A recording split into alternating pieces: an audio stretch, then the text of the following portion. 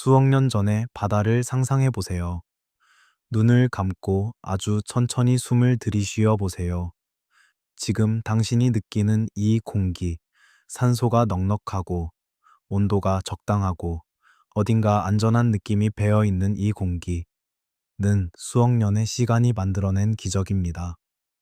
하지만 오늘 밤 우리는 그 기적이 존재하기 훨씬 이전의 지구로 거슬러 올라갑니다. 공룡조차 아직 태어나지 않았던 시절, 지구가 지금과는 전혀 다른 법칙으로 돌아가던 그 시절로, 그 시대에는 육지보다 바다가 더 안전했습니다. 그리고 그것은 인류 역사상 거의 유일한 순간이었습니다. 어떤 공포가 육지를 그토록 위험하게 만들었을까요? 어떤 존재들이 그 타버린 대지 위를 걸었을까요? 그리고 그 모든 것이 끝날 때 지구는 무엇을 잃었고 무엇을 얻었을까요? 오늘 밤 그 오래된 이야기를 아주 천천히 당신의 귓가에 속삭여 드리겠습니다. 수억 년 동안 바다는 가장 위험한 장소였습니다. 이것은 단순한 표현이 아닙니다. 생명이 처음 바다에서 탄생했던 순간부터 그 짙고 어두운 물속은 끊임없는 위협과 포식의 공간이었습니다.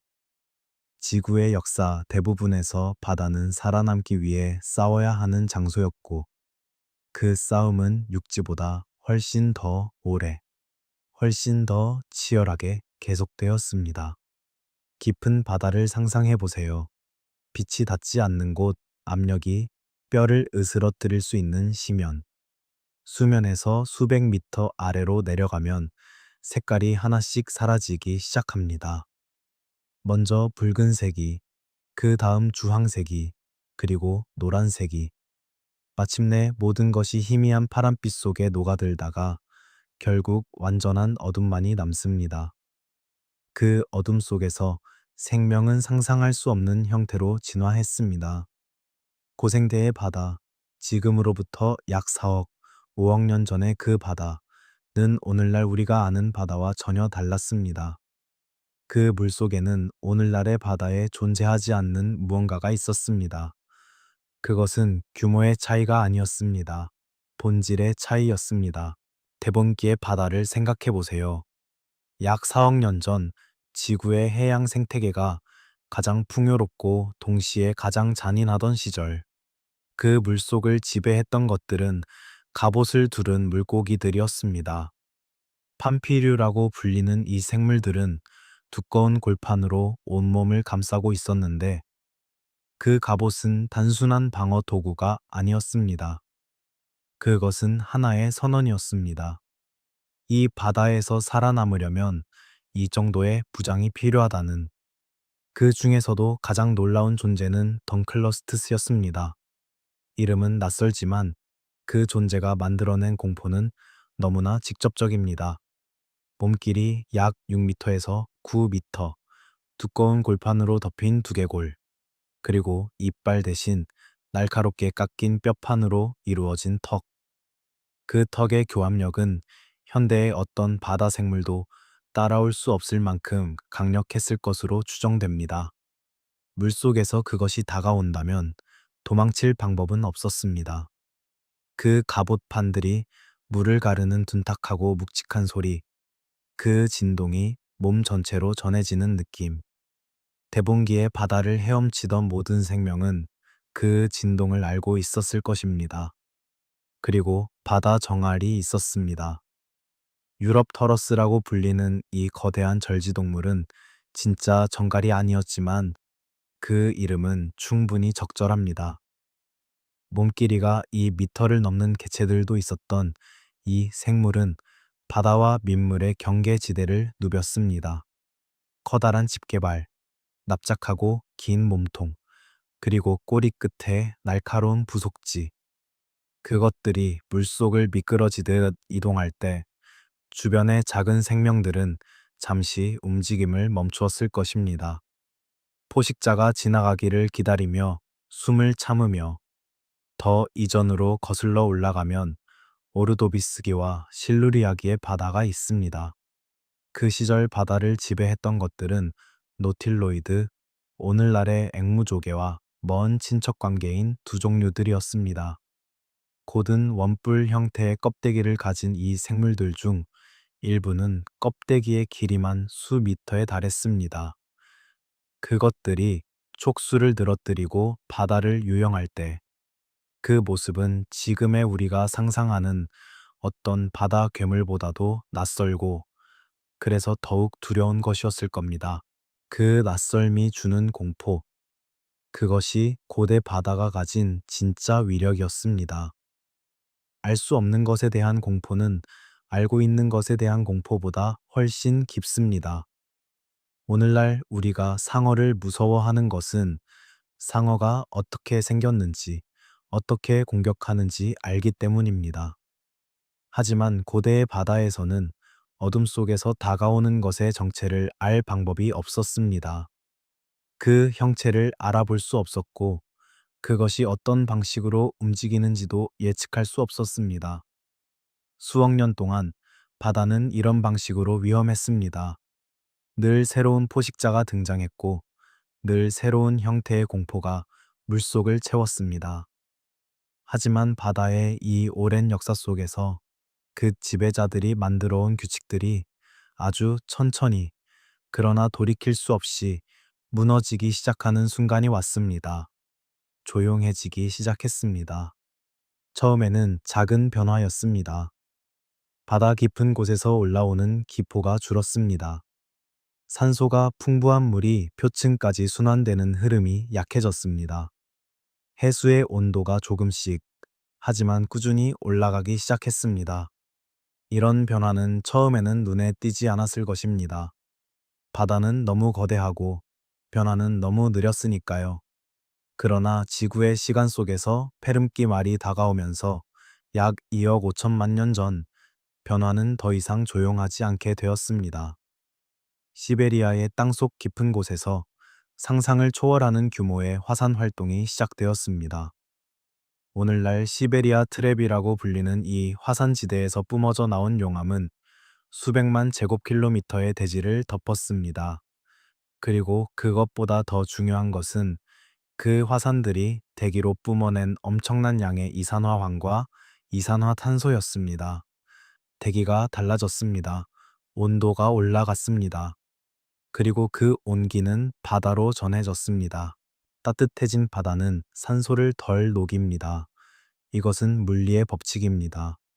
차가운 물이 따뜻한 물보다 더 많은 기체를 용존시킬 수 있습니다. 그래서 바다의 온도가 올라가면 물속에 녹아있던 산소가 서서히 빠져나가기 시작합니다. 그리고 산소가 부족해진 바다에서는 특정 종류의 박테리아가 번성하며 황화수소를 만들어냅니다. 독성을 지닌 그 기체가 바다 깊은 곳에서 표층으로 밀려오기 시작할 때 그것이 바다의 대학살이 시작되는 순간입니다. 산소가 없는 바다를 상상해 보세요. 우리가 아는 바다의 거의 모든 생명은 산소를 필요로 합니다. 물고기, 갑각류, 연체동물, 산호. 이 모든 것들이 산소 없이는 살 수 없습니다. 그래서 바다에서 산소가 사라지기 시작할 때 그것들은 표층으로 올라오려 합니다. 산소가 조금이라도 남아있는 곳을 찾아서. 하지만 표층도 안전하지 않았습니다. 뜨거운 공기, 독성 가스, 그리고 산성화되어 가는 바닷물.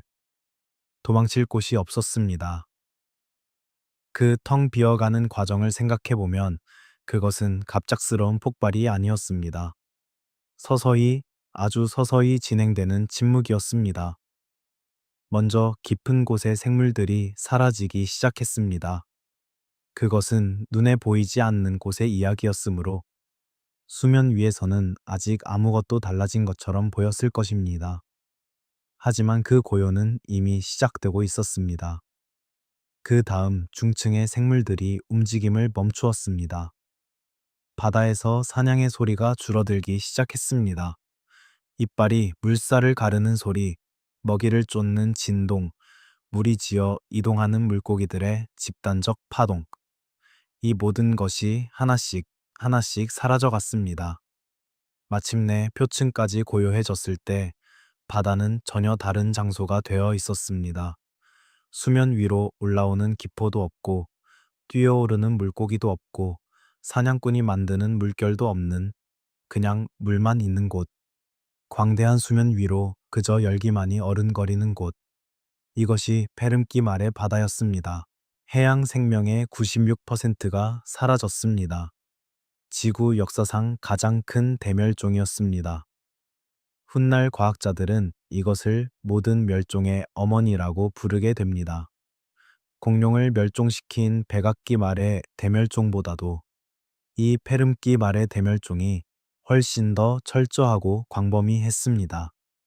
하지만 이 이야기에서 가장 이상한 부분은 따로 있습니다. 바다가 그렇게 텅 비어가는 동안 육지에서는 무슨 일이 일어나고 있었을까요?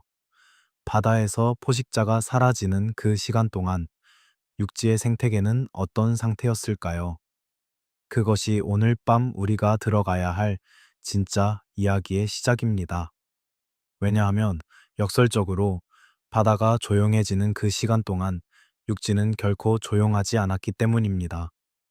바다에서 포식자들이 산소를 잃고 가라앉는 동안 육지에서는 그 어느 때보다 강하고 그 어느 때보다 두려운 존재들이 활보하고 있었습니다. 먼 미래의 공룡도 아니고 지금 우리가 아는 맹수도 아닌 그보다 더 낯설고 더 오래된 무언가가 그 이름들을 이 밤에 천천히 들어보세요.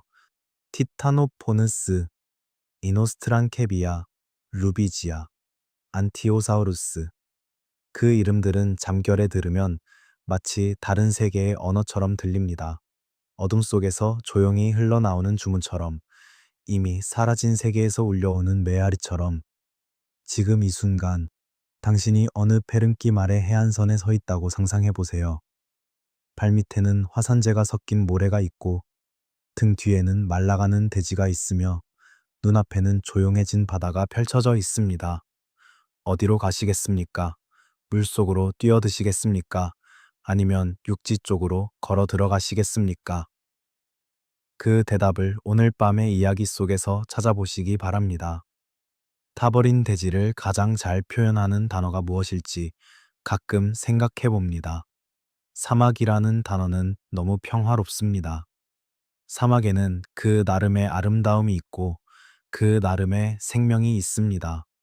모래 언덕의 곡선, 선인장의 기하학적 형태, 새벽의 차가운 공기와 일몰의 황금빛, 이런 것들이 사막을 특별한 장소로 만듭니다. 하지만 페름기 말의 육지는 그런 아름다움을 가진 사막이 아니었습니다.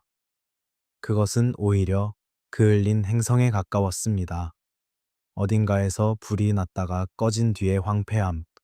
그러나 그 화기가 완전히 가시지 않은 채 여전히 공기 속에 남아있는 느낌. 대지는 갈라졌고 나무들은 드문드문 서 있었으며 지평선은 끝없이 열려 있었습니다. 그늘이라고 부를 만한 것이 거의 없었습니다. 빛은 수직으로 내리꽂혔습니다. 페름기의 태양은 오늘날의 태양과 크기는 비슷했지만 대기의 구성이 달랐기 때문에 그 빛이 땅에 닿는 방식도 달랐습니다. 이산화탄소 농도가 높고 대기 중에 에어로졸과 화산 입자가 뒤섞인 하늘은 빛을 독특한 방식으로 굴절시켰을 것입니다. 때로는 뿌옇게, 때로는 이상하리만치 선명하게. 그 아래에서 모든 것은 고스란히 노출되었습니다. 아침의 공기를 먼저 느껴보겠습니다. 페름기 말의 대륙, 판게아라고 불리는 하나로 붙어있던 거대한 대륙의 내륙 깊은 곳은 밤과 낮의 온도 차이가 극심했습니다. 바다에서 멀리 떨어진 내륙일수록 대륙성 기후의 특성이 강해지는데 그 시절의 판게아 중심부는 아마도 지구 역사상 가장 극단적인 온도 차이를 경험한 땅 중 하나였을 것입니다. 이른 새벽, 지평선 너머에서 빛이 돌아오기 시작하는 순간, 공기는 차갑습니다. 밤새 빠르게 식어버린 대지 위로 엷은 안개가 깔리기도 했을 것입니다. 갈라진 땅의 균열 사이에서 수분이 조금씩 증발하며 만들어지는 그 안개. 그것은 하루 중 가장 조용한 순간이었을 것입니다. 포식자들도 냉혈 동물이라면 아직 충분한 천을 얻지 못한 채 움직임이 둔해져 있었을 것이고, 이른 새벽의 냉기는 잠시나마 대지를 정지시켰을 것입니다. 하지만 그 정지는 오래가지 않았습니다. 태양이 올라오면서 대지는 빠르게 달아오르기 시작했습니다. 페름기 말기의 지구 평균 기온은 오늘날보다 훨씬 높았습니다. 대기 중 이산화탄소 농도가 지금의 몇 배에 달했고, 온실 효과로 인한 열기가 행성 전체를 감싸고 있었습니다.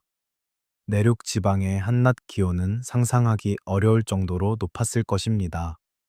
그 열기 속에서 땅은 숨을 내뱉듯 복사열을 내뿜었고, 공기는 두꺼워졌습니다.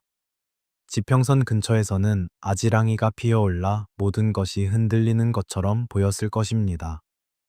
한낮의 그 오븐 같은 열기 속에서 살아있는 것들은 각자의 방식으로 대응했습니다. 냉혈성 파충류들은 그늘을 찾았습니다. 바위 아래 협곡의 그림자 속 드문드문 남아있는 식물들의 밑동. 그들의 몸은 외부 온도에 의존했으므로 과열을 피하는 것이 생존의 첫 번째 조건이었습니다. 그러나 수국류, 포유류의 먼 조상들은 조금 달랐습니다. 그들 중 일부는 이미 나온 성에 가까운 열 조절 능력을 발전시키고 있었고, 그것은 한낮의 열기 속에서도 어느 정도 활동할 수 있게 해주었습니다. 하지만 그것이 그들에게 유리함만을 가져다 주지는 않았습니다.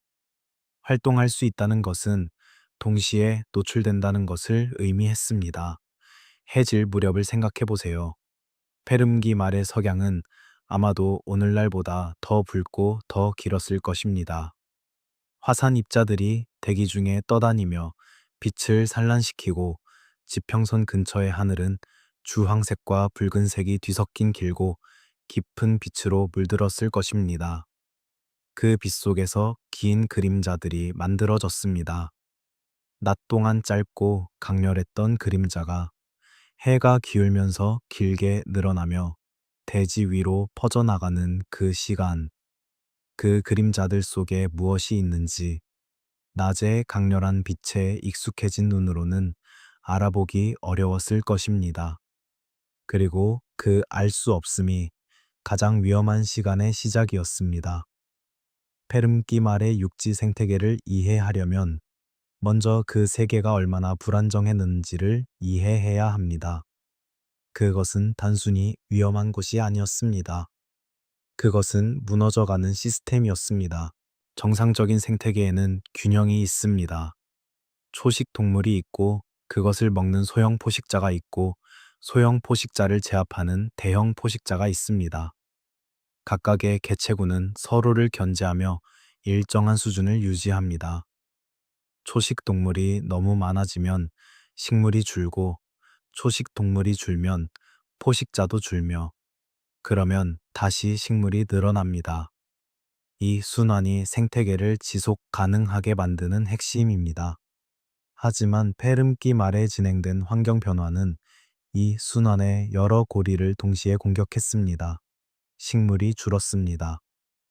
대기 중 이산화탄소가 늘어나는 것이 식물에게 유리해 보일 수 있지만, 동시에 상승한 기온과 가뭄, 토양의 변화는 많은 식물 종들을 위협했습니다. 식물이 줄면 초식 동물이 줄고, 초식 동물이 줄면 포식자들은 먹이를 놓고 더 치열하게 경쟁하게 됩니다. 그 경쟁이 포식자들을 더 공격적으로 만들었습니다. 평소라면 굳이 추격하지 않았을 먹잇감을 기아 상태의 포식자는 포기하지 않았습니다. 평소라면 피했을 위험을 굶주린 포식자는 감수했습니다. 그리고 그 절박함은 포식자와 먹잇감 모두를 극한으로 몰아붙였습니다. 빈자리의 공포란 이런 것입니다. 어떤 포식자가 사라졌을 때 그 자리를 차지하기 위한 경쟁이 시작됩니다. 그리고 그 경쟁 속에서 예상치 못한 행동이 나타납니다. 원래라면 작은 먹잇감만 쫓던 중형 포식자가 더 큰 먹잇감에 도전하기 시작합니다. 원래라면 서로를 피했을 포식자들이 같은 구역 안에서 충돌합니다. 생태계의 규칙이 흔들릴 때 그 안에 사는 모든 것들의 행동 양식도 흔들립니다. 이 혼돈 속에서 육지의 지형은 하나의 결정적인 역할을 했습니다. 판게아는 하나의 거대한 대륙이었습니다. 대서양도 인도양도 아직 존재하지 않았습니다. 지금의 아프리카, 남아메리카, 유럽, 아시아, 남극, 호주가 모두 붙어 있었습니다. 이 거대한 대륙의 표면을 가로지르는 것은 강과 협곡과 산맥이었습니다. 협곡은 특히 위험한 장소였습니다. 좁은 통로, 탈출이 어려운 지형, 울림을 만들어내는 암벽. 협곡 안에서는 포식자를 빨리 발견하기 어렵고 발견했을 때는 이미 탈출 경로가 막혀 있을 수 있었습니다. 하지만 동시에 협곡은 그늘을 만들었고 물이 모였습니다. 생명이 필요한 것이 있는 곳에는 반드시 위험도 함께 기다렸습니다. 강가 역시 그러했습니다. 물은 생명의 근원이지만 동시에 포식자들이 기다리는 장소이기도 합니다. 페름키의 강가에서 물을 마시려면 조심해야 했습니다. 어떤 존재가 물가에 숨어 있을지 알 수 없었고, 물을 마시는 동안 주의가 분산되는 그 찰나가 가장 취약한 순간이었습니다. 숲의 가장자리도 위험했습니다. 열린 공간과 숲의 경계, 그 전환지대. 포식자들은 그 경계를 좋아합니다. 먹잇감이 이동하기 위해 반드시 지나가야 하는 곳이고, 동시에 자신은 식물의 그림자 속에 숨을 수 있는 곳이니까요. 페름기 말의 육지에서는 안전한 장소를 정의하기가 매우 어려웠습니다. 평원은 노출되어 있었고, 협곡은 막혀 있었으며, 숲 가장자리는 매복의 장소였고, 강가는 기다림의 장소였습니다. 그리고 그 모든 장소에서 생명들은 어떻게든 존재를 이어가고 있었습니다. 이 세계를 걷는다고 상상해 보세요. 발밑의 땅이 어떤 느낌인지, 딱딱하고 건조하게 갈라진 붉은 흙, 발을 내디딜 때마다 작은 먼지가 일어나지만 그것은 금세 희미한 바람에 흩어집니다. 바람이 흔적을 지워버리는 세계. 어제 이 길을 누가 지났는지 발자국이 남지 않는 땅. 그것이 이 시대의 이상한 익명성입니다. 무엇이 지나갔는지, 무엇이 기다리고 있는지 그 흔적이 쉽게 사라져버리는 세계. 모래처럼 기억을 지워버리는 바람. 그 바람 속에서 문득 낯익은 실루엣이 보입니다. 멀리, 지평선 가까이, 내 발로 걷는 큰 동물.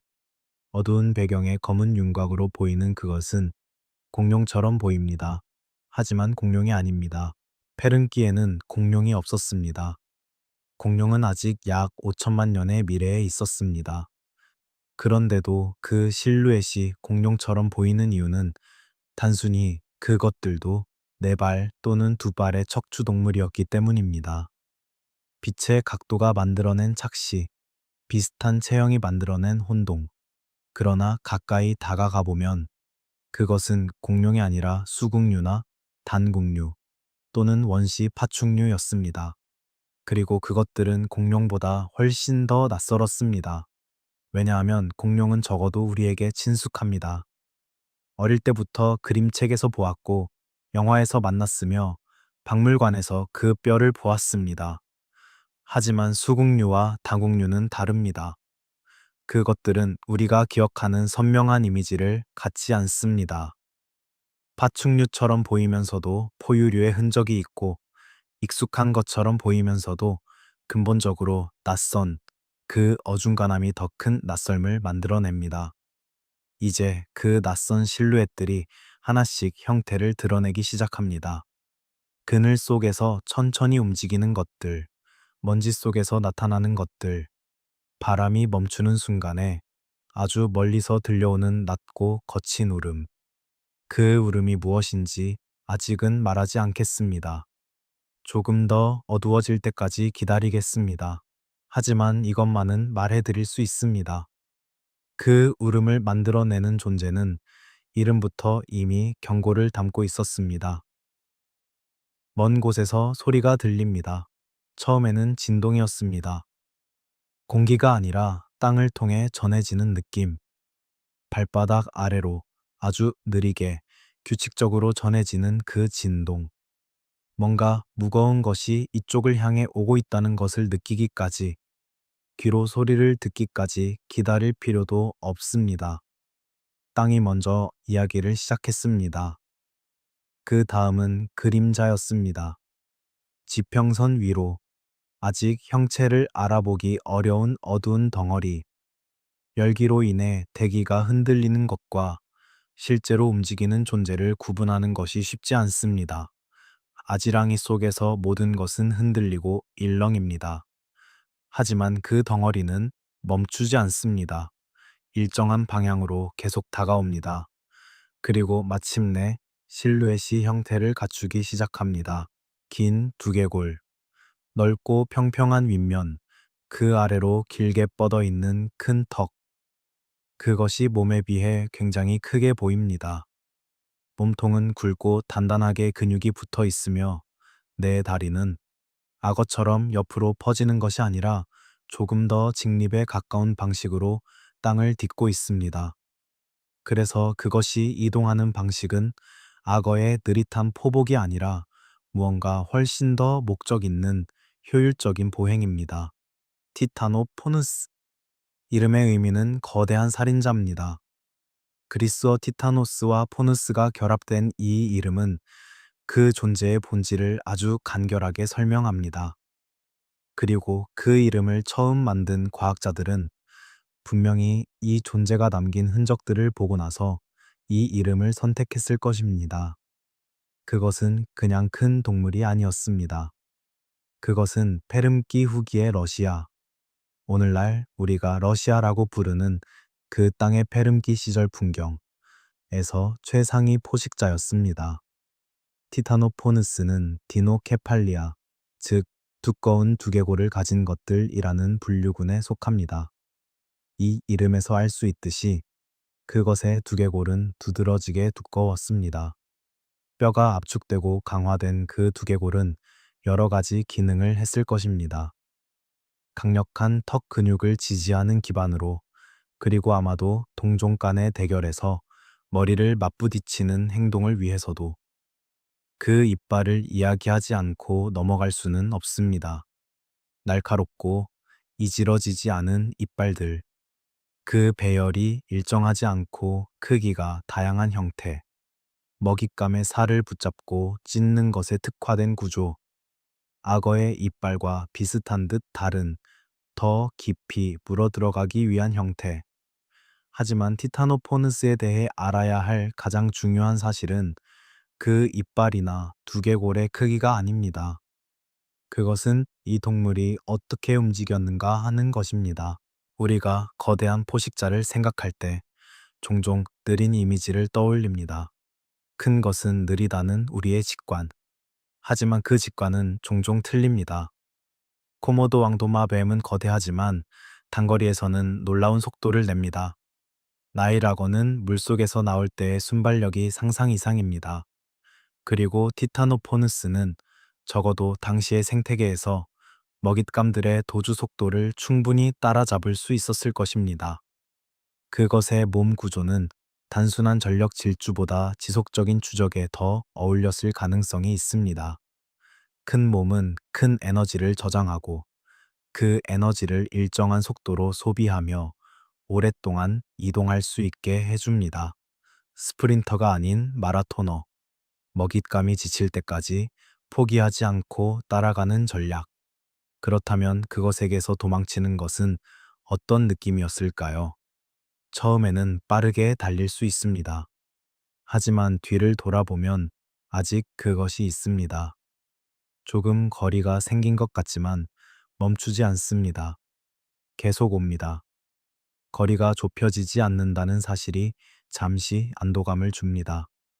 하지만 당신이 지쳐서 속도가 떨어지기 시작하는 순간 그 거리는 다시 좁혀집니다. 이것이 추적 포식자의 공포입니다. 기다리는 것이 아니라 따라오는 것, 그리고 지치지 않는 것. 티타노포누스가 활동한 페름키 중후기의 러시아 지역은 오늘날의 러시아 우랄 산맥 서쪽 지방에 해당합니다. 당시 이 지역은 열대에서 아열대에 가까운 기후였을 것으로 추정됩니다. 계절이 있었지만 극단적인 한파는 없었고 강과 숲이 있었으며 대형 초식 동물들이 서식하기에 충분한 식생이 있었습니다. 그리고 그 생태계의 정점에 티타노포누스가 있었습니다. 페름기 후기의 러시아 생태계에서 티타노포누스가 먹잇감으로 삼았을 동물들도 결코 작지 않았습니다. 같은 시대, 같은 지역에서 발견된 대형 초식 동물들, 뼈판으로 덮인 몸을 가진 것들, 두꺼운 피부를 가진 것들, 은 그 자체로 만만한 상대가 아니었습니다. 하지만 티타노포누스의 턱 구조와 이빨은 그런 두꺼운 방어도 관통할 수 있었을 것입니다. 아침의 냉기 속에서 그것이 움직이기 시작하는 것을 상상해 보세요. 수국류인 티타노포누스는 냉혈 동물보다 훨씬 빠르게 천을 올릴 수 있었을 것입니다. 완전한 온혈 동물인지는 확실하지 않지만 적어도 당시의 파충류형 동물들보다는 이른 시간부터 활동할 수 있는 신진대사를 가졌을 가능성이 높습니다. 그것은 차가운 새벽에도 움직일 수 있었습니다. 다른 동물들이 아직 몸을 드고 있는 시간에 그것은 이미 영역을 순찰하고 있었을 것입니다. 새벽의 차가운 공기 속에서 그것의 발자국이 부드러운 땅에 남겨지는 모습, 깊고 넓게 찍히는 그 흔적, 그 발자국이 향하는 방향을 따라가면 그것이 어디로 가고 있는지 알 수 있습니다. 하지만 그 방향은 당신이 있는 쪽이 아닐 수도 있습니다. 아직은 정오의 열기 속에서 다른 동물들이 그늘을 찾아 움직임을 최소화할 때에도 그것은 여전히 활동 중이었을 것입니다. 한낮의 추적은 오히려 더 효율적일 수 있습니다. 먹잇감이 열기로 인해 더 빨리 지치기 때문입니다. 한낮에 쫓기는 것의 공포는 달리면서도 숨이 막히는 열기입니다. 뜨거운 공기를 들이마시며 발밑에 뜨거운 땅을 밟으며 등 뒤에서 오는 진동을 느끼며 달리는 것, 발자국, 그림자, 먼지 기둥, 그것이 지나간 자리에 남는 것들은 직접적인 흔적보다 이런 간접적인 신호들이었을 것입니다. 발자국은 바람에 지워지고 그림자는 각도에 따라 방향이 바뀌며 먼지 기둥은 잠시 피어올랐다 사라집니다. 하지만 그 모든 신호들이 하나의 방향을 가리킬 때 그것은 분명한 경고였습니다. 하루가 끝날 무렵 해가 기울면서 그림자가 길어질 때 그것은 어디 있을까요? 어딘가에 있습니다. 이 하루를 이미 자신의 방식으로 완수했는지도 모릅니다. 또는 아직 기회를 기다리고 있는지도. 어느 쪽이든 그것의 하루는 아직 끝나지 않았습니다. 이것이 그 시대의 육지를 이해해야 하는 가장 중요한 열쇠입니다. 위험은 특정 시간에만 존재하지 않았습니다. 새벽에도, 한낮에도, 황혼에도 그것은 계속 있었습니다. 쉬는 시간이 있었을 수 있습니다.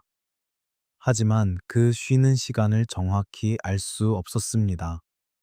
그 시대에 태어났다면 당신은 뛰지 않았을 것입니다. 뛰는 것보다 숨는 것이 더 나았습니다. 하지만 숨을 곳은 어디에나 있으면서도 동시에 어디에도 없었습니다. 모든 그늘에는 이미 무언가가 있었을 수 있으니까요. 티타노포누스는 페름기 육지 포식자들의 이야기를 시작하는 첫 번째 이름입니다. 하지만 그것이 유일한 악몽은 아니었습니다. 같은 시대, 같은 대지 위에서 다른 방식으로, 다른 전략으로, 그러나 같은 결과를 만들어내는 또 다른 존재들이 있었습니다. 그 중 하나는 훗날 지구를 지배하게 될 어떤 특별한 계통에 속한 존재였습니다. 그리고 그것의 무기는 티타노포누스의 무게와는 달리 놀라움의 속도였습니다.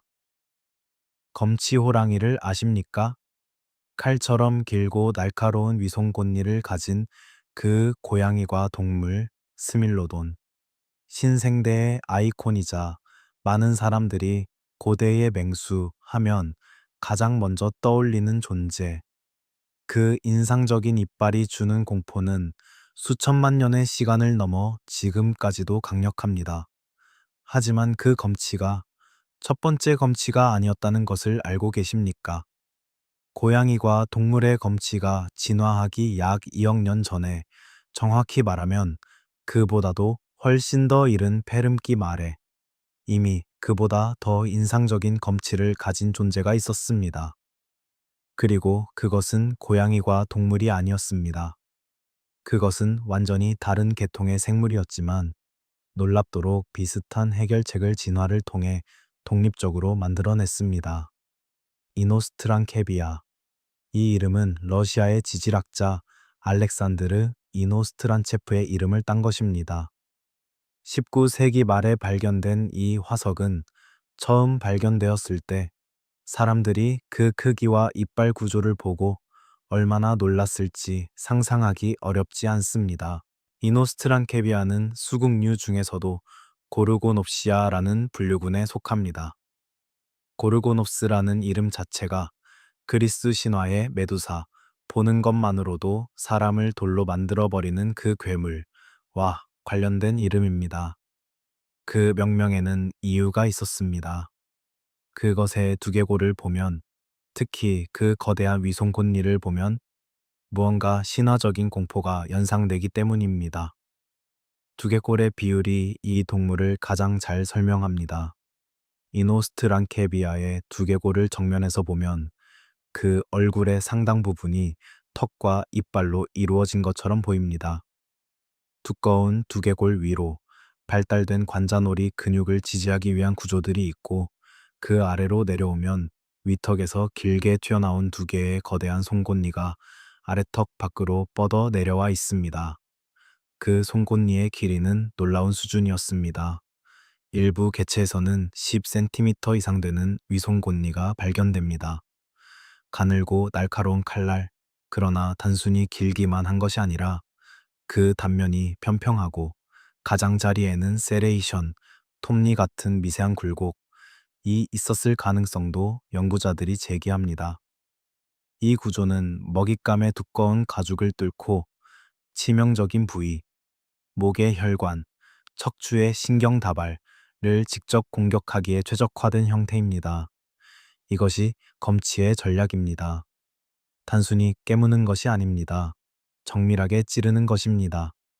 그리고 그 정밀함은 오랜 진화적 시간 동안 다듬어진 단 한 가지 목적을 위한 도구였습니다. 이노스트란케비아가 무서운 또 다른 이유는 그것이 우리와 더 가까운 계통에 속해 있기 때문입니다. 공룡은 우리와 먼 친척입니다. 파충류의 한 갈래에서 시작한 공룡은 진화적 계통도에서 우리 포유류와는 상당히 다른 가지에 속합니다. 하지만 이노스트란케비아가 속한 수국류, 그리고 그 상위 분류인 단국류는 우리 포유류의 직접적인 조상 계통에 해당합니다. 우리는 단국류의 후손입니다. 이것이 만드는 나치금의 공포.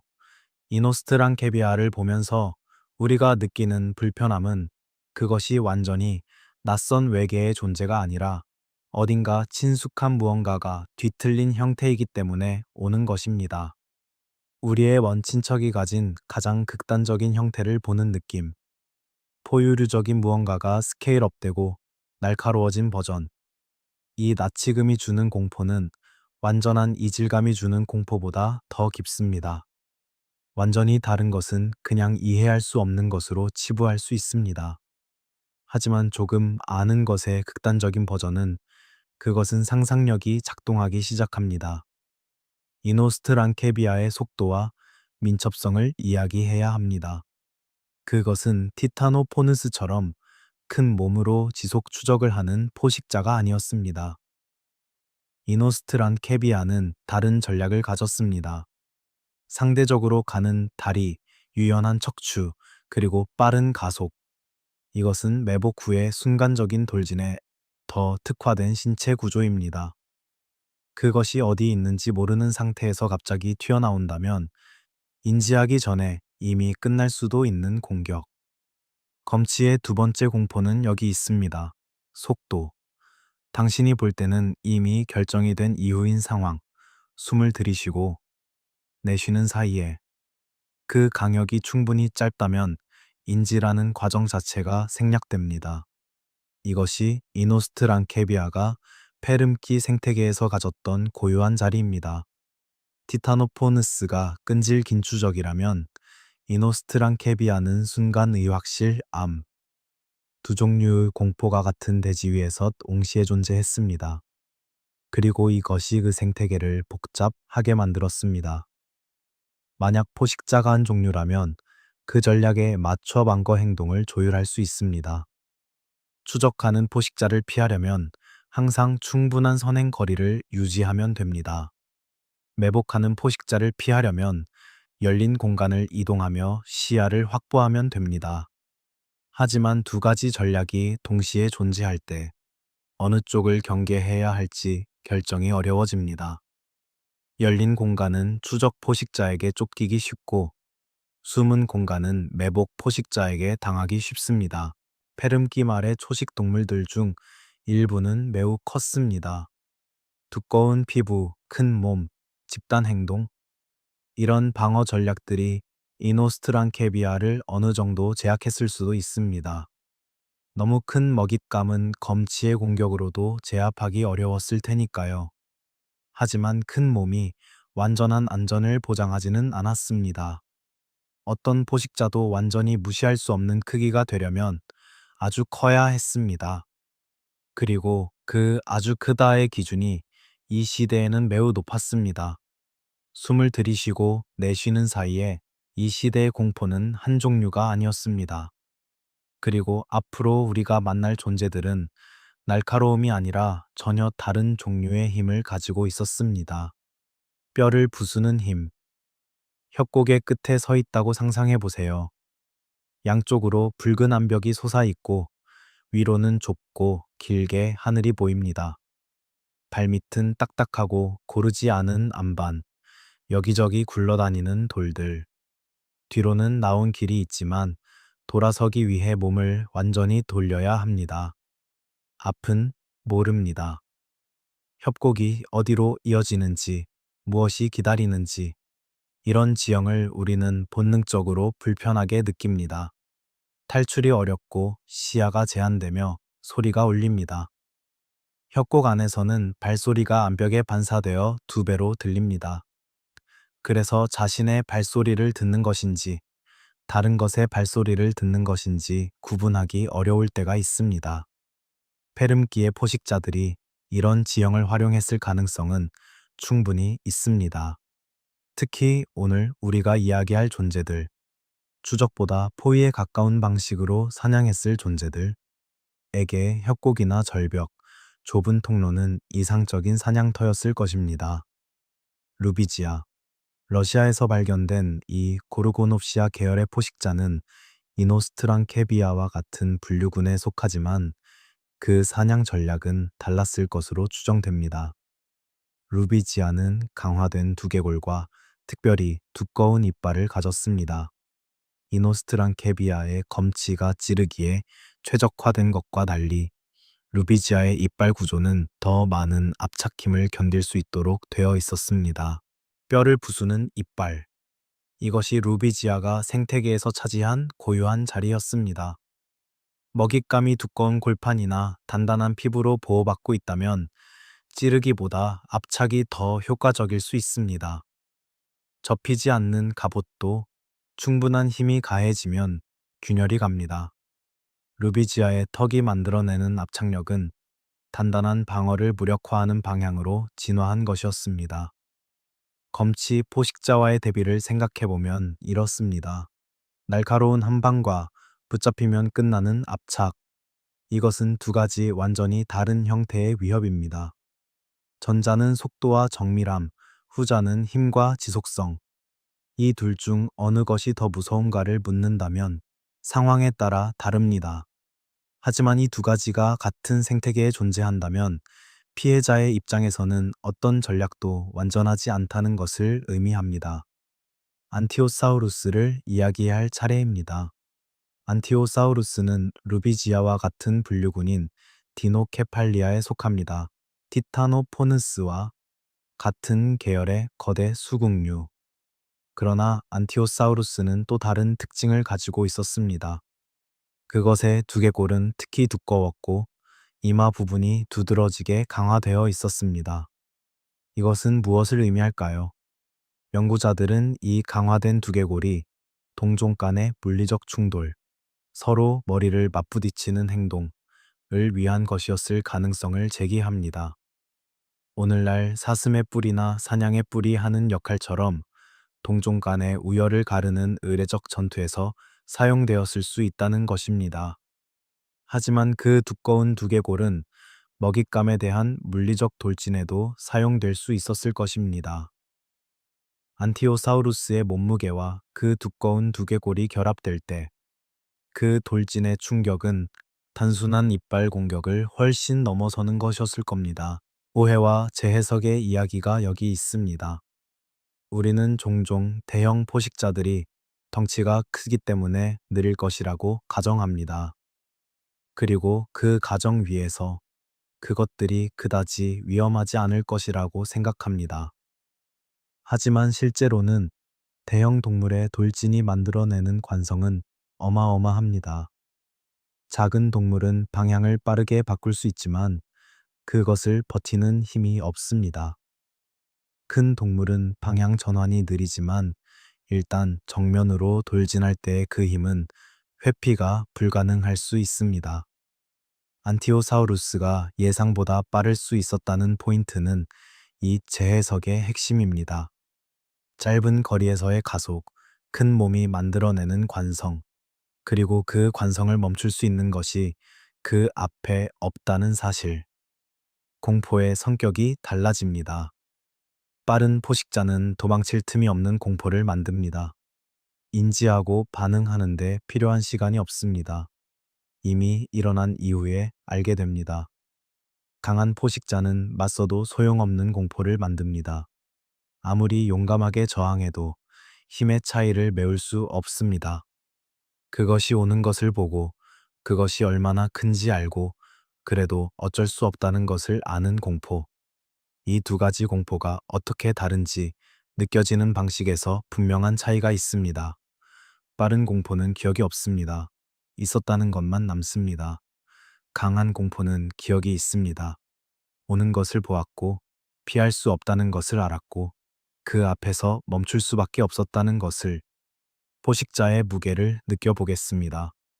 안티오사우루스나 루비지아 같은 대형 수국류가 이동할 때 땅이 어떻게 반응했을지 안반이 아닌 부드러운 흙 위에서 그 무게가 전해지는 진동, 아주 멀리서도 느껴지는 그 진동, 그것이 가까워질수록 진동의 주기가 짧아지고 강도가 커집니다. 맨발로 땅을 밟고 있다면 그 진동을 발바닥으로 느낄 수 있었을 것입니다. 귀로 소리를 듣기 전에. 그리고 먼지. 큰 동물이 이동할 때 일어나는 먼지 기둥은 아주 멀리서도 보입니다. 평원에서 먼지 기둥이 올라온다면 그것이 무엇인지 꼭 가까이서 보지 않아도 알 수 있습니다. 바람이 없는 날에 먼지가 올라간다면 그것은 무언가 큰 것이 움직이고 있다는 신호입니다. 페름기 말에 이 포식자들의 처지를 생각해보면 그들 사이의 경쟁이 심화되었을 것입니다. 먹이가 줄어들면 포식자들은 서로를 의식하게 됩니다. 평소에는 거리를 유지하며 각자의 영역에서 사냥하던 포식자들이 먹이가 부족해지면 다른 포식자의 영역을 침범하기 시작합니다. 그리고 그 충돌이 생태계에 또 다른 불안정을 더합니다. 포식자와 포식자의 충돌. 그것은 먹잇감에게 예상치 못한 기회를 만들어주기도 합니다. 두 포식자가 서로를 신경 쓰는 동안 먹잇감이 조용히 빠져나가는 순간, 대멸종 직전의 혼란이 만들어낸 이 역설적인 틈새, 살아남는다는 것은 강해지는 것이 아닐 수 있습니다.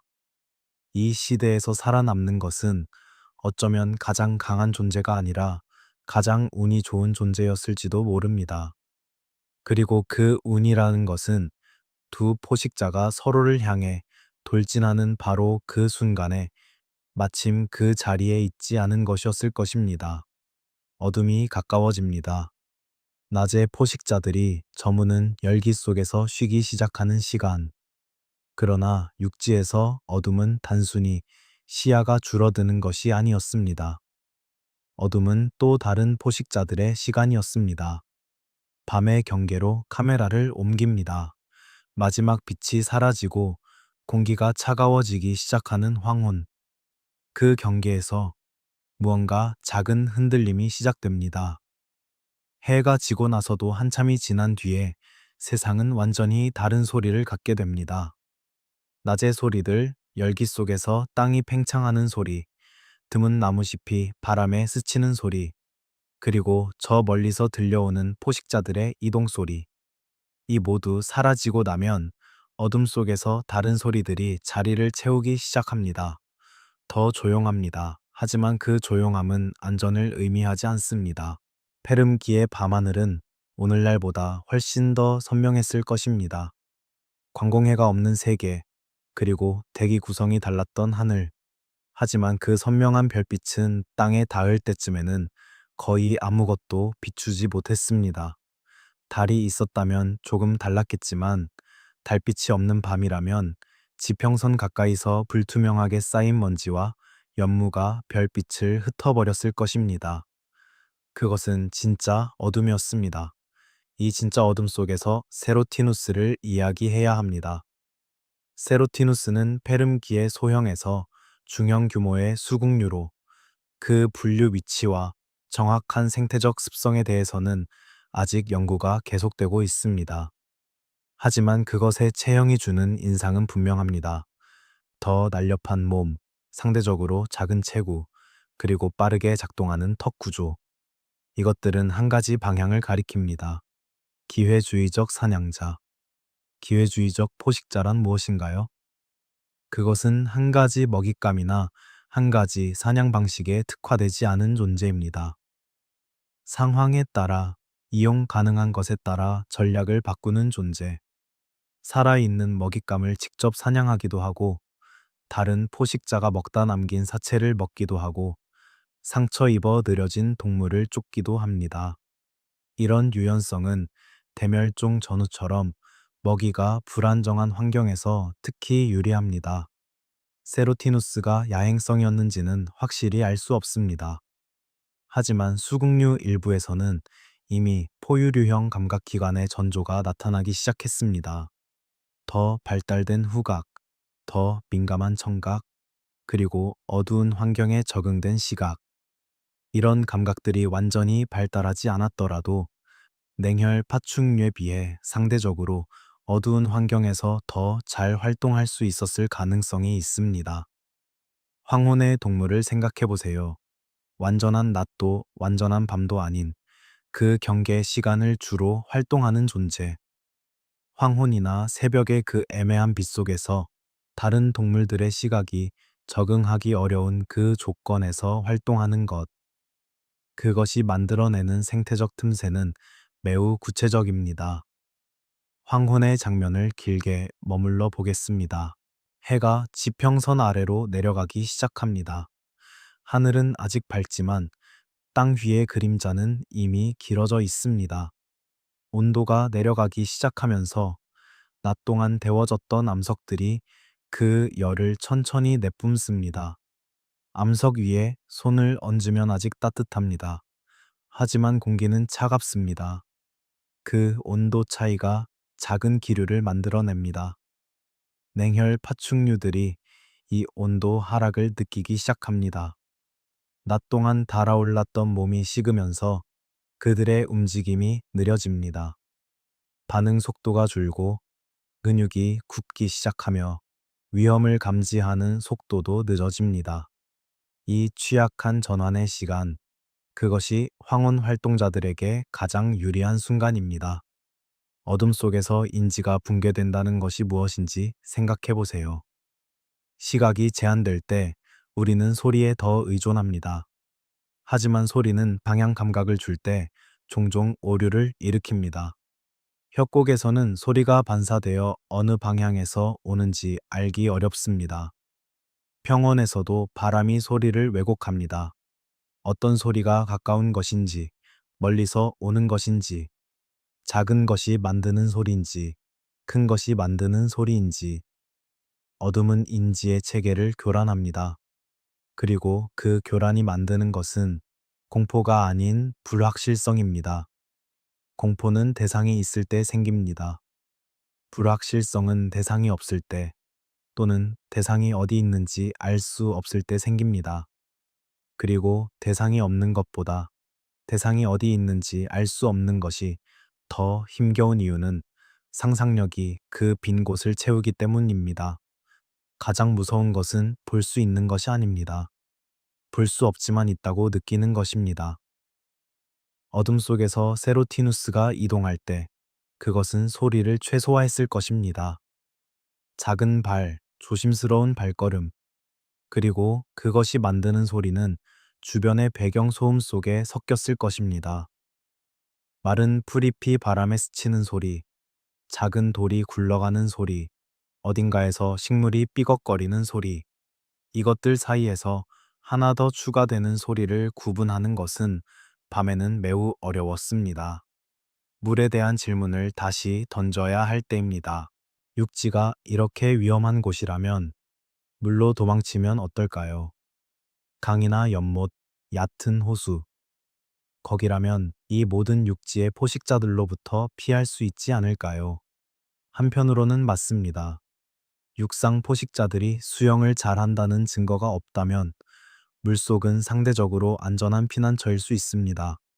그리고 페름기 말에 바다가 조용해지기 시작했다는 것은 적어도 해양 포식자들의 위협이 줄어든다는 것을 의미합니다. 하지만 물속의 세계가 완전히 비어 있지는 않았습니다. 담수 환경에는 여전히 다양한 생물들이 있었습니다. 원시 어류들, 양서류들, 그리고 물가를 배회하는 반수서 동물들. 물이 육지보다 안전하다는 것은 상대적인 평가입니다. 절대적인 안전은 어디에도 없었습니다. 이 상대적인 안전함의 계산이 어쩌면 일부 수국류들이 수서 생활에 더 가까워진 이유 중 하나였을지도 모릅니다. 먹이가 있는 곳으로 위험이 덜한 곳으로 이동하는 것은 생존의 기본 논리입니다. 밤이 깊어집니다. 별빛 아래 먼지가 낮게 깔린 어두운 평원 위에서 어딘가에서 아주 작은 소리가 납니다. 마른 뼈가 밟히는 소리처럼 딱 하고 끊기는 소리. 그것이 무엇인지 알기 위해 귀를 기울이지만 그 다음 소리는 오지 않습니다. 풀잎이 흔들립니다. 바람인지 아니면 다른 무언가인지 듣고 느끼고 다시 조용해집니다. 하지만 그 조용함이 완전하지 않다는 것을 어딘가에서 압니다. 그리고 그 조용함을 깨는 것은 큰 소리가 아닐 수도 있습니다. 큰 것만이 위험한 것이 아닙니다. 이것은 자명한 진리처럼 들리지만 실제로 그것을 몸으로 배우는 것은 다릅니다. 우리는 위험을 크기로 먼저 측정합니다. 진화적으로 그것이 빠른 판단을 가능하게 했기 때문입니다. 크고 빠르고 날카로운 것, 그것을 피하는 것이 생존의 기본이었습니다. 하지만 실제 생태계에서 위험은 크기와 비례하지 않습니다. 비아트카 고르곤. 이 이름은 비아트카 강, 오늘날 러시아의 한 지역에서 발견된 화석에서 비롯되었습니다. 그리고 고르곤이라는 이름이 다시 등장합니다. 이번에는 더 작은 규모로. 비아트카 고르곤은 고르곤옵시아 분류군에 속하는 포식자이지만 이노스트란케비아나 루비지아에 비해 훨씬 작은 몸을 가졌습니다. 그러나 작다는 것이 덜 무섭다는 것을 의미하지는 않습니다. 오히려 어떤 면에서는 더 무서울 수 있습니다. 비아트카 고르곤의 작은 몸을 먼저 이야기해 봅시다. 대형 포식자들이 차지하지 못하는 공간들이 있습니다. 바위 아래의 틈새, 식물뿌리 사이의 공간, 협곡 벽의 작은 굴. 이런 공간들은 대형 포식자에게는 너무 좁지만 소형 포식자에게는 완벽한 은신처이자 매복 지점입니다. 그리고 작은 몸은 소리를 덜 냅니다. 대형 포식자가 이동할 때는 땅이 진동하고 먼지가 일어납니다. 하지만 소형 포식자는 마른 풀잎 하나를 스치는 소리만 낼 뿐입니다. 그것이 움직인다는 것을 알아채기 위해서는 훨씬 더 가까운 거리까지 접근해야 합니다. 빠른 턱의 스냅. 이것이 소형 고르고놉스의 주요 무기입니다. 검치처럼 길고 느리게 찌르는 것이 아니라 순간적으로 닫히는 턱. 그 반응 속도는 작은 동물일수록 더 빠를 수 있습니다. 근육이 짧을수록 수축 속도가 빨라지는 물리적 원리가 여기에 있습니다. 비아트카 고르곤이 생태계에서 차지한 위치는 이렇게 설명할 수 있습니다. 대형 상위 포식자, 티타노포누스, 안티오사우루스 같은 존재들, 가 먹지 않는 것들이 있습니다. 너무 작은 먹잇감, 사냥하기에 에너지 소비 대비 효율이 낮은 것들, 이것들이 소형 포식자의 영역입니다. 중형 야행성 포식자, 세로티누스 같은 존재들, 가 놓치는 것들도 있습니다. 완전한 어둠 속에서도 숨을 수 있는 아주 작은 것들, 또는 포식자 자신보다 작은 굴 속에 숨어 있는 것들, 그리고 이 모든 빈틈에 비아트카, 고르곤 같은 소형 기회주의자들이 자리를 잡았습니다. 사체를 먹는 것도 중요한 전략이었습니다. 대형 포식자가 큰 먹잇감을 잡아먹고 남긴 것들, 상처를 입어 스스로 죽어가는 동물들, 이것들을 소형 포식자가 먹음으로써 에너지가 생태계 내에서 더 완전하게 순환됩니다. 청소부의 역할은 생태계가 건강하게 작동하기 위해 필수적이고 기회주의적 소형 포식자들이 이 역할을 담당했습니다. 이제 이 이야기에서 우리가 만난 포식자들을 하나씩 돌아보면 공포의 층위가 얼마나 다양했는지가 보입니다. 티타노포누스는 지속적 추적, 끈질기게 따라오는 공포, 이노스트란케비아는 순간의 정밀함, 인지하기 전에 결정되는 공포, 루비치아는 압착하는 힘, 방어를 무력화하는 공포, 안티오사우루스는 돌진의 관성, 맞서도 소용없는 공포, 세로티누스는 어둠과 황혼, 인지가 붕괴되는 공포, 그리고 비아트카 고르고는 틈새의 존재, 어디에나 있을 수 있는 작은 공포. 이것들이 모두 같은 시대, 같은 대지 위에 있었습니다. 공룡 이전의 세계였습니다. 공룡이라는 이름이 주는 강력한 이미지, 그 이름이 불러내는 거대함과 지배감, 이것들이 없어도 이 세계는 충분히 복잡하고 충분히 무서웠습니다. 어쩌면 공룡의 세계보다 더 낯선 방식으로. 왜냐하면 공룡의 세계에는 일정한 패턴이 있었습니다. 우리가 알고 있는, 우리가 상상할 수 있는 패턴. 하지만 이 페름기의 세계는 그 패턴이 아직 만들어지기 전의 것이었습니다. 진화가 서로 다른 해결책들을 동시에 실험하던 시절. 검치도 있고, 뼈를 부수는 이빨도 있고, 갑옷도 있고, 빠른 작은 이빨도 있는 아직 어떤 방향이 승리할지 정해지지 않은 세계. 안전의 정의가 이 세계에서는 얼마나 불안정한지 이제 느껴지기 시작합니다. 큰 소리가 나면 작은 것이 위험합니다. 하지만 작은 소리가 나면 그것도 위험합니다. 어쩌면 더. 풀숲에서 바스락 소리가 납니다. 그것이 바람인지, 작은 도마뱀인지, 아니면 비아트카 고르곤인지 알 수 없습니다. 알 수 없기 때문에 그것은 항상 최악의 가능성으로 처리되어야 합니다. 밤에서 새벽으로, 풀숲에서 넓은 평원으로 카메라가 천천히 이동합니다. 새벽의 첫 빛이 지평선 위로 번지기 시작합니다. 그 빛 속에서 평원 위에 있는 커다란 덩어리들이 천천히 형태를 드러냅니다. 움직이지 않습니다. 그냥 있습니다. 이 시대에 살기 위해 태어난 몸들이 있었습니다. 사냥하는 것들뿐만 아니라 버티기 위해 태어난 것들도. 모든 괴물이 당신을 먹으려는 것은 아닙니다. 어떤 괴물은 버티기 위해 태어났습니다. 그리고 버티기 위해 태어난 것들은 그 자체로 또 다른 경이로움입니다. 평원 위에 선 거대한 형체들, 새벽의 엷은 빛 속에서 처음에는 바위처럼 보입니다. 움직이지 않고 소리도 없으며 그냥 그 자리에 있습니다. 하지만 자세히 보면 그것들은 호흡하고 있습니다. 옆구리가 천천히 오르락 내리락 합니다. 그리고 하나가 천천히 고개를 들어 올립니다. 스쿠토사우루스. 이름이 이미 그 본질을 담고 있습니다. 스쿠툼은 라틴어로 방패입니다. 방패 같은 몸을 가진 것. 그리고 실제로 이 동물의 몸 표면에는 진피골 화물이라고 불리는 뼈판들이 피부 아래에서 자라 있었습니다. 작은 골판들이 몸 전체에 박혀 있는 구조. 그것이 이 동물에게 일종의 갑옷 효과를 주었습니다. 스쿠토사우루스는 파레이아사우루스 계통에 속하는 대형 초식 파충류입니다.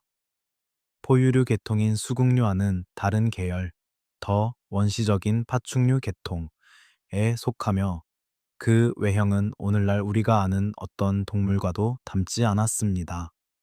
가장 먼저 눈에 띄는 것은 몸의 두께입니다.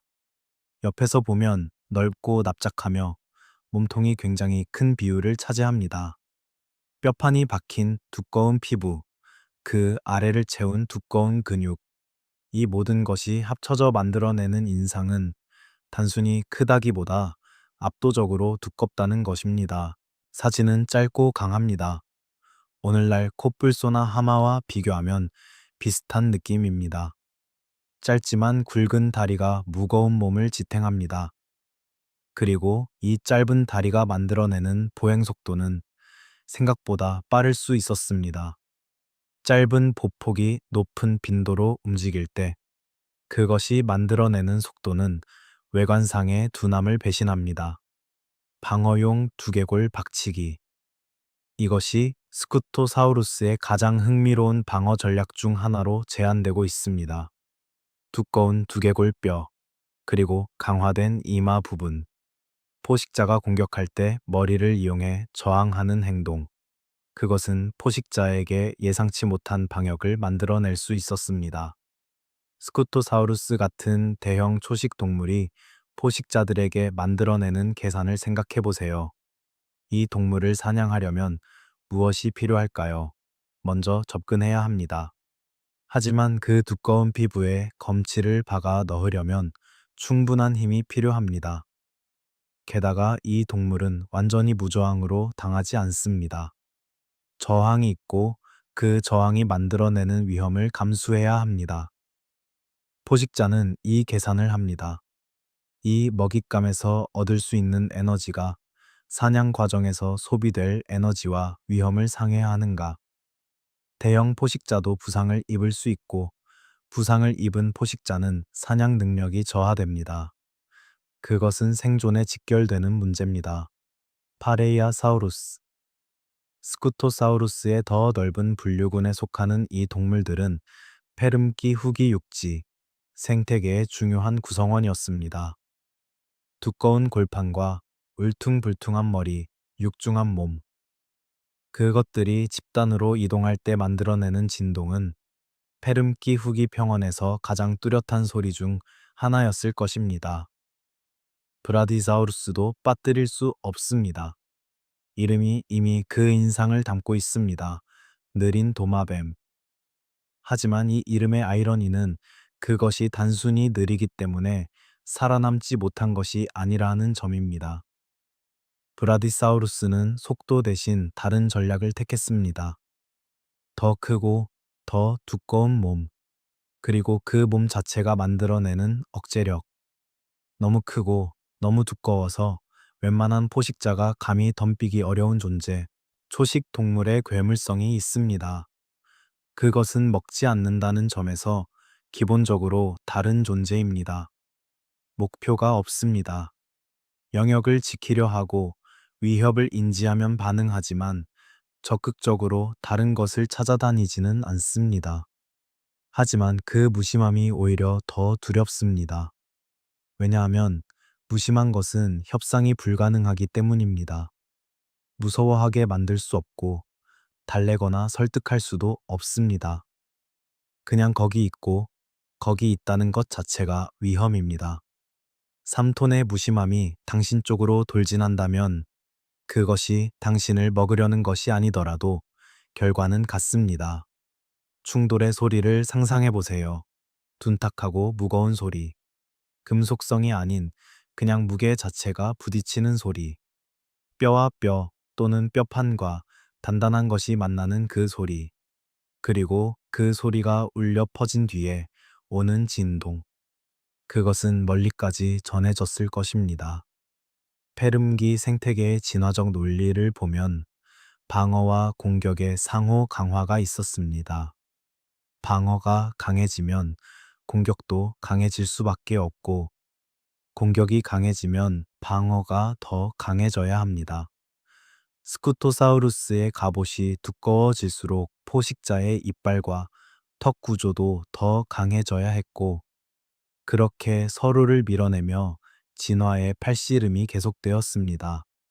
하지만 이 팔씨름이 가장 강도 높은 시점에 도달했을 때 그것이 멈추어 버렸습니다. 대멸종이 왔습니다. 가장 강한 갑옷도, 가장 강력한 이빨도, 가장 빠른 검치도 재앙 앞에서는 의미가 없었습니다. 산소가 사라지는 바다와 마찬가지로 화산재가 덮는 하늘과 독성이 스며드는 땅 앞에서는 방어 전략의 종류가 중요하지 않았습니다. 갑옷을 두른 스쿠토사우루스도 검치를 가진 이노스트랑케비아도 같은 재앙 앞에서 같은 취약함을 공유했습니다. 습한 공기가 느껴집니다. 숲과 늪의 냄새, 식물의 향기, 부드러운 흙의 냄새, 그리고 물의 냄새. 우리는 이제 조금 더 멀리, 조금 더 먼 과거로 가야 합니다. 페름기 이전의 세계, 지구가 전혀 다른 방식으로 실험하던 시절로, 지구가 정말로 기이한 방식으로 생명을 실험하던 시절이 있었습니다. 페름기 이전, 석탄기와 대봉기의 세계는 지금과는 다른 규칙으로 작동했습니다. 그 중에서 가장 근본적인 차이는 하나였습니다. 대기 중의 산소 농도가 달랐습니다. 오늘날 대기의 산소 비율은 약 21%입니다.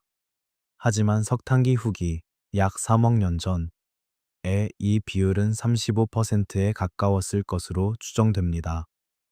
거의 2배에 가까운 산소. 이것이 어떤 의미인지 생각해보면 숨이 가볍다는 느낌이 먼저 옵니다. 공기 한 모금에 더 많은 산소가 들어있으니까요. 산소가 풍부한 공기를 마시면 몸이 더 효율적으로 작동합니다.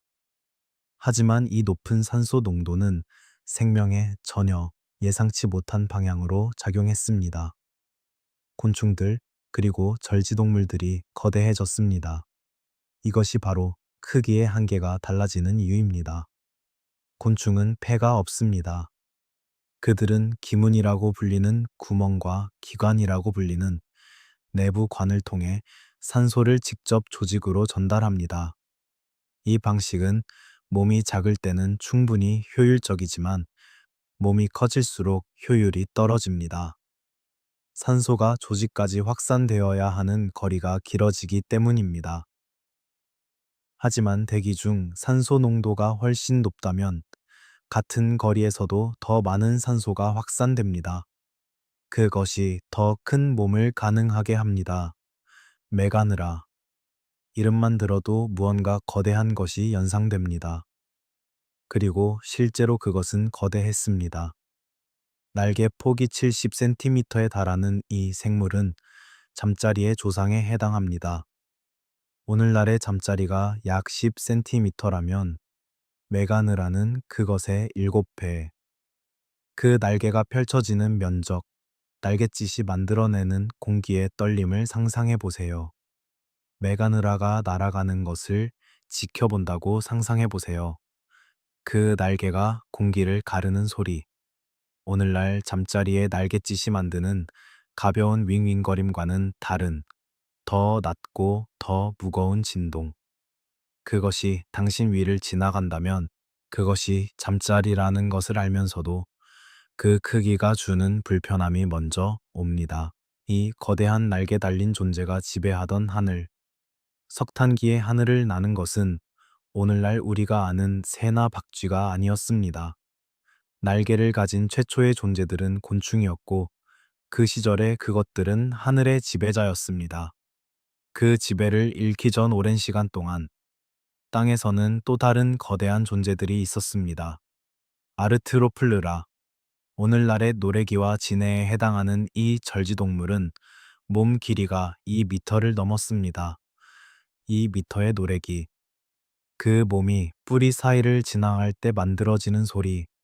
그 많은 다리가 낙엽 위를 걸어갈 때 만들어내는 작은 소리들의 합창. 실제로 아르트로플르라는 초식성이었을 가능성이 높습니다. 하지만 그것이 당신 곁을 지나간다면 그 사실이 위안이 될까요?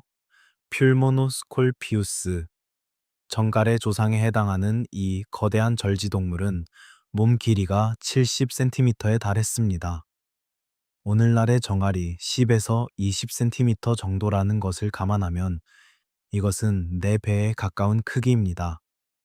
꼬리의 독침, 거대한 집게발, 이 모든 것이 더 큰 규모로 존재했다는 것, 그리고 바다와 민물을 오가던 바다정알들, 유립테리다이 있었습니다. 이 생물들의 목록을 떠올리면 그것은 하나의 목록처럼 느껴지지 않습니다. 그것은 오래된 주문 같습니다. 알아볼 수 없는 언어로 쓰인 고대의 문자처럼 느껴지는 이름들. 유립테루스, 슬리마콥테루스, 자이간토스콜피우스. 각 이름이 다른 형태를 소환합니다. 다른 집게발, 다른 꼬리, 다른 크기. 석탕이의 숲, 그것은 오늘날의 숲과 전혀 달랐습니다. 속세류와 석송류가 수십 미터 높이로 자라는 숲. 나무처럼 보이지만 나무가 아닌 것들. 그 거대한 식물들의 뿌리 사이에 쌓이는 낙엽과 부식물. 그 습한 환경이 만들어내는 냄새. 물비린내, 진흙의 냄새. 그리고 부패와 생성이 동시에 일어나는 곳의 복잡한 향기. 그 숲의 바닥을 걷는다고 상상해 보세요. 발이 부드러운 부식토 속으로 살짝 잠기는 느낌. 걸을 때마다 습기가 올라옵니다. 주위에는 거대한 줄기들이 서 있고 저 위에서 가끔 무언가가 지나가는 소리가 납니다. 날개 달린 것인지 기어다니는 것인지 알 수 없습니다. 그 숲에서 진짜 무서운 것은 크기가 아닐 수도 있습니다. 밑이 3개의 반전이 있습니다. 거대한 메가느라 아래에서 거대한 아르트로플르라 옆에서 훨씬 더 작은 생명들이 있었습니다. 원시 거미류, 작은 곤충들, 그리고 아직 충분히 연구되지 않은 수많은 소형 생물들. 이것들은 거대함의 그늘 속에서 자신들만의 세계를 만들었습니다. 거대한 것들이 주의를 끄는 동안 작은 것들은 조용히 존재합니다. 그리고 그 조용한 존재 속에서 훗날 모든 것의 기원이 될 변화들이 쌓여갔습니다. 석탄기에 숲이 서서히 줄어들기 시작했습니다. 기후가 건조해지면서 거대한 습지숲들이 후퇴했고 그것들과 함께 거대 곤충들의 시대도 저물기 시작했습니다. 산소 농도가 낮아지면서 거대화를 지지하던 조건이 사라졌습니다. 그리고 페름기로 넘어오면서 육지의 생태계는 또 다른 국면으로 접어들었습니다. 우리가 이미 만난 그 존재들, 티타노포누스, 이노스트랑케비아, 스쿠토사우루스의 세계로 그 세계도 이제 끝을 향해 가고 있었습니다. 석탄기에서 페름기를 거치며 쌓이고 쌓인 진화의 실험들, 그것들이 하나의 절단면에 닿습니다. 대멸종이라는 절단면. 그 절단 이후에 무엇이 남았는지, 그리고 그 남은 것에서 무엇이 시작되었는지, 이제 마지막 이야기가 남아 있습니다. 지구가 숨을 멈추는 것이 어떤 것인지 그것을 숫자로 표현할 수 있습니다. 페름기 말 대멸종. 약 2억 5천만 년 전 해양 생물종의 약 96%가 사라졌습니다. 육상 척추동물 종의 약 70%가 사라졌습니다. 곤충에서도 대규모 멸종이 일어났는데 이것은 곤충의 역사에서 유일한 대규모 멸종 사례입니다. 지구의 생명이 이처럼 철저하게 감소한 적은 전에도 후에도 없었습니다. 하지만 숫자는 그 감각을 온전히 전달하지 못합니다. 상상해 보세요. 지금 이 순간 지구에 있는 모든 종류의 생명, 식물, 동물, 곤충, 물고기, 미생물, 의 96%가 사라진다면 어떤 세계가 남을지, 어제까지 존재했던 소리들, 색깔들, 냄새들, 그것들의 대부분이 없어진 세계, 그 세계를 걷는 것이 어떤 느낌일지, 페름기 말 직후의 지구는 그런 세계였을 것입니다. 원인은 단 하나가 아니었습니다. 그것이 이 대멸종을 더욱 막을 수 없었던 이유이기도 합니다. 시베리아 트랩의 화산 활동. 이것이 가장 큰 반가소해였습니다. 수십만 년에 걸친 대규모 화산 폭발. 그것이 대기로 방출한 이산화탄소와 이산화황. 이산화탄소는 온실효과를 가속시켜 지구 온도를 올렸고, 이산화황은 산성비를 만들어 토양과 물을 산성화시켰습니다. 온도가 올라가면서 바다가 달아올랐고, 달아오른 바다는 산소를 잃어갔습니다. 그 결과 황화수소를 만들어내는 형기성 박테리아가 번성했고, 독성 가스가 심층에서 표층으로 올라오기 시작했습니다. 메탄 하이드레이트가 불안정해져 대기로 방출되면서 온난화는 더욱 가속되었습니다. 육지에서는 토양이 산성화되면서 식물들이 죽었고, 식물이 사라진 땅은 침식되었습니다. 강으로 흘러들어간 영양분이 해안 지역의 조류 번성을 일으키고, 그것이 또 다른 무산소 지역을 만들었습니다. 이것들이 모두 동시에 일어났습니다. 복합 재앙. 각각의 재앙이 다른 재앙을 강화시키는 되먹임 고리. 그 고리가 완전히 완성되었을 때 생태계의 붕괴는 돌이킬 수 없게 되었습니다. 그리고 그 과정에서 바다가 안전해졌습니다. 역설적이게도 바다의 포식자들이 사라진 덕분에, 아니, 정확히는 바다의 포식자를 포함한 거의 모든 해양 생물이 사라진 덕분에 살아남은 일부 생물들에게 바다는 더 이상 이전만큼 위험하지 않게 되었습니다. 포식자가 없다면 바다는 조용합니다. 텅 비어 있는 조용함. 반면 육지에서는 적어도 초기에는 포식자들이 더 오래 버텼습니다. 육상 생태계가 완전히 붕괴되기까지 시간이 더 걸렸습니다. 그래서 바다보다 육지의 생태계가 조금 더 오래 작동했고, 그 말은 바다가 조용해진 이후에도 육지에는 여전히 위험한 존재들이 있었다는 것입니다. 역전의 순간. 바다가 육지보다 안전해지는 순간. 이것은 지구 역사에서 매우 드문 상황이었습니다. 생명의 역사 대부분에서 바다는 가장 경쟁이 치열하고 가장 위험한 장소였습니다. 하지만 페름기 말에 아주 잠시 동안 그 관계가 역전되었습니다. 대멸종 이후의 세계에는 새로운 시작을 위한 텅 빈 자리가 있었습니다. 드라이아스기.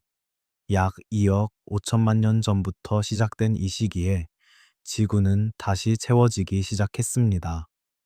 판게아는 아직 하나의 대륙이었지만 내부에서 균열이 시작되고 있었습니다. 기후는 건조하고 더웠습니다. 그리고 비어버린 생태계에서 살아남은 것들이 비어있는 자리들을 향해 퍼져나가기 시작했습니다. 공룡의 이야기는 여기서 시작됩니다. 하지만 그 시작은 우리가 상상하는 것과 달랐습니다. 거대함이 아니었습니다. 처음에 공룡들은 작았습니다. 어랍토르, 헤레라사우루스 같은 초기 공룡들은 지금 우리가 공룡하면 떠올리는 티라노사우루스나 브라키오사우루스와는 전혀 달랐습니다. 그것들은 작고 민첩한 생물이었습니다. 곤충을 잡아먹고 빠르게 이동하며 더 큰 포식자들을 피해 숨는 존재, 거대한 존재들이 사라진 자리에서 작은 것들이 시작했습니다. 그리고 그 시작이 쌓이고 쌓여 결국 공룡의 시대가 되었습니다. 이것이 페름기 말 대멸종이 남긴 이야기입니다. 그것은 끝이 아니었습니다. 끝처럼 보이는 것 뒤에 다시 시작이 있었습니다.